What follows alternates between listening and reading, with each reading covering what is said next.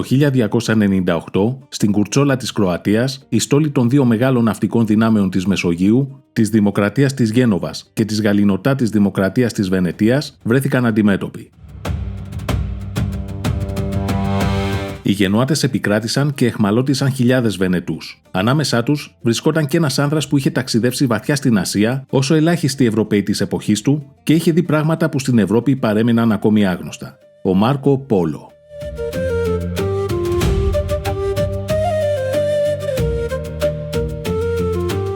Ο Μάρκο Πόλο παρέμεινε φυλακισμένος στη Γένοβα για μερικούς μήνες. Συγκρατούμενός του ήταν ο Ρουστιτσέλο ντα Πίζα, ένας γνωστός λογοτέχνης της εποχής. Κατά τη διάρκεια της κοινής αιχμαλωσίας τους, ο Μάρκο Πόλο του αφηγήθηκε τις εμπειρίες των ταξιδιών του και ο Ρουστιτσέλο τις κατέγραψε δίνοντάς τους λογοτεχνική μορφή και τις κυκλοφόρησε σε χειρόγραφα αντίγραφα.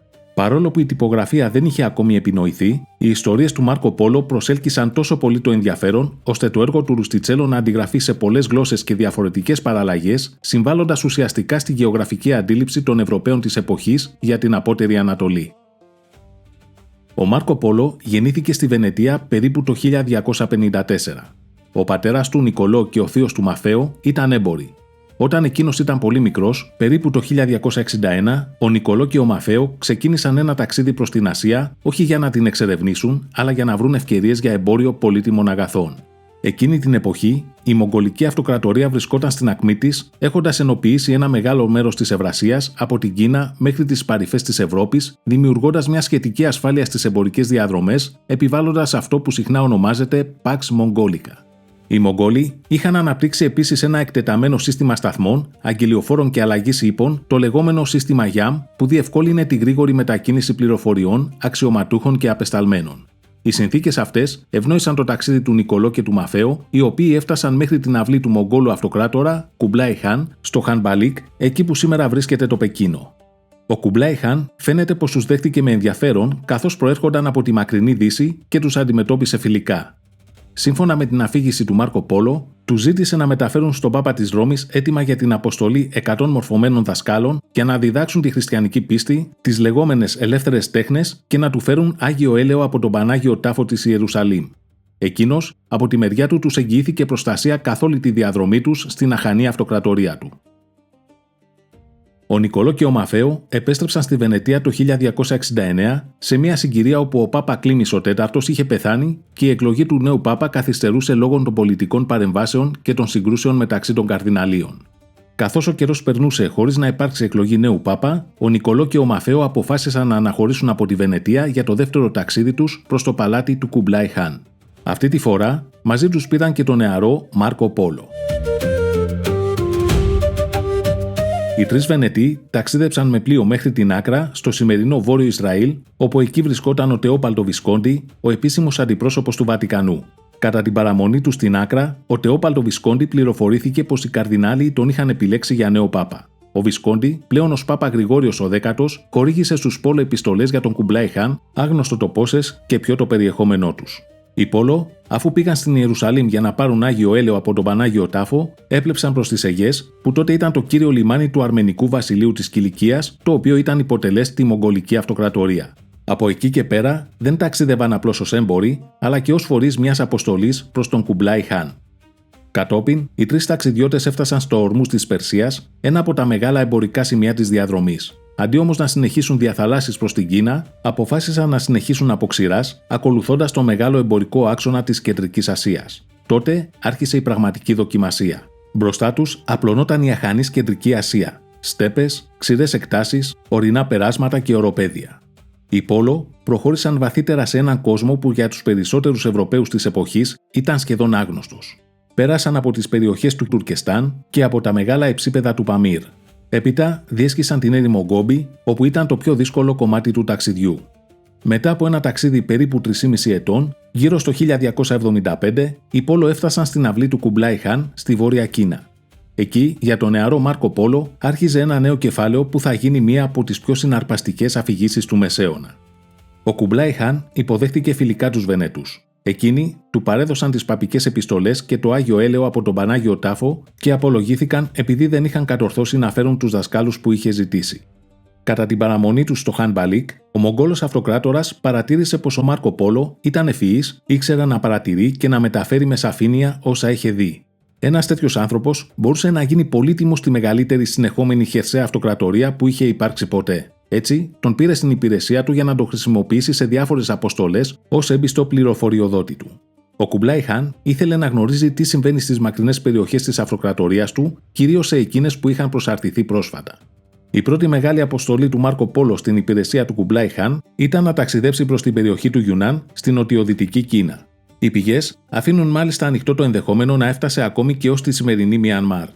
Εκείνα που είδε σε εκείνες τις περιοχές και φάνηκαν εξωπραγματικά στους Ευρωπαίους ήταν πως οι λαοί εκεί είχαν τατουάζ και δόντια καλυμμένα με χρυσές θήκες και χρησιμοποιούσαν σαν μέσο συναλλαγής κοχύλια και αλάτι.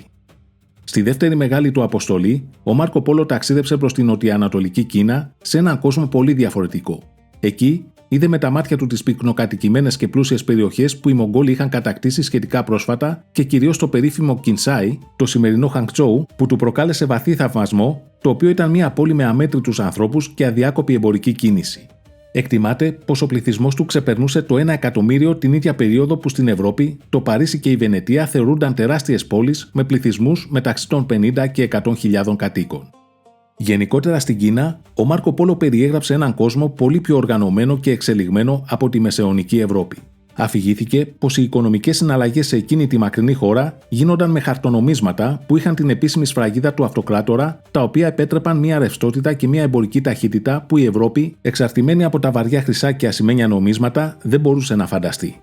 Είδε μαύρες πέτρες, όπως περιέγραψε τον άνθρακα, να είναι άφθονες και τόσο φθηνές, οι οποίες μπορούν να καίνε πιο αποτελεσματικά από το ξύλο και να παρέχουν ζεστό νερό σε ολόκληρες πόλεις, επιτρέποντας τους Κινέζους να απολαμβάνουν ζεστά μπάνια πολλές φορές την εβδομάδα, κάτι που φάνταζε εξωπραγματικό στους Ευρωπαίους της εποχής, που βασίζονταν αποκλειστικά στο ξύλο.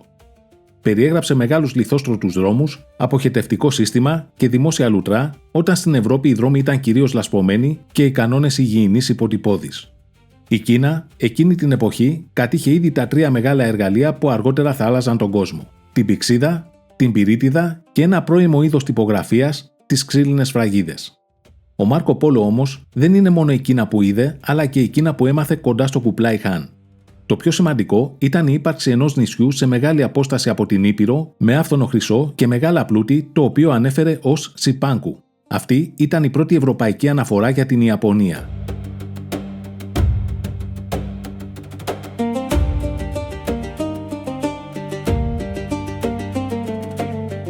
Οι Πόλο έμειναν για πολλά χρόνια στην αυλή του Κουμπλάι Χάν, υπηρετώντας τον, απολαμβάνοντας την εύνοιά του και θέσεις κύρους.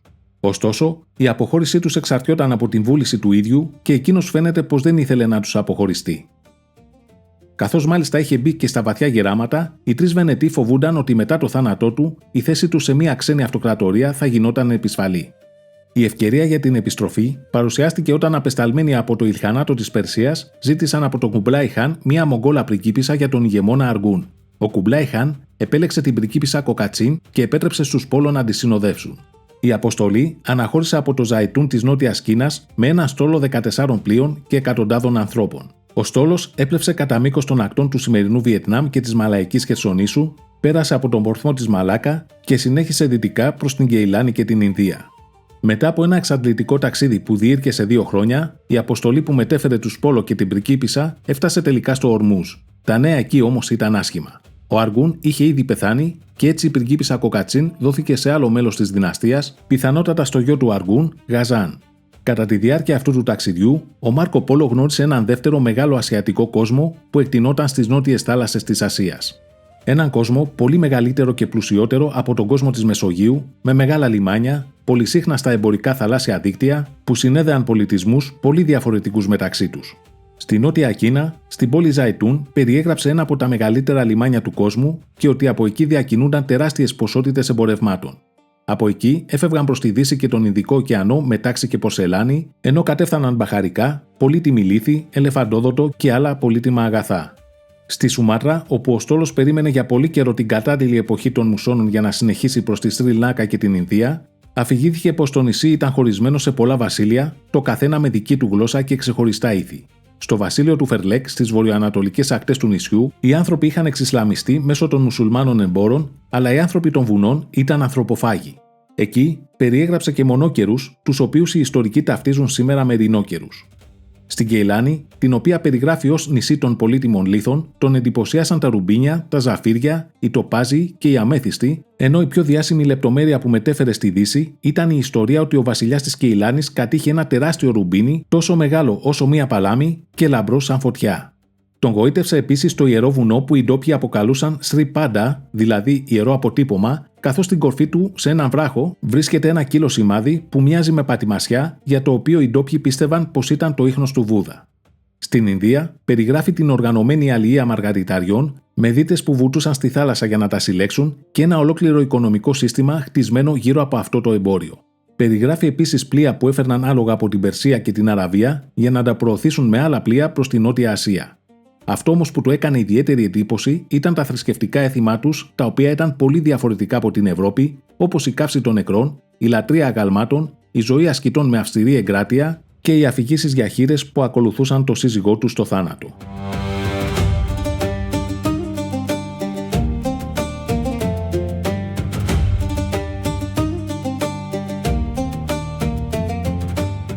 Όταν οι Πόλο έφτασαν στην Ορμούς, αφού παρέδωσαν την πριγκίπισσα, συνέχισαν προς τη Βενετία, όπου έφτασαν το 1295, ύστερα από σχεδόν 24 χρόνια απουσίας και περίπου 17 χρόνια παραμονής στον κόσμο της Μογγολικής Κίνας, έχοντας ζήσει εμπειρίες και έχοντας δει πράγματα που ένας μέσος Ευρωπαίος της εποχής δύσκολα μπορούσε να φανταστεί.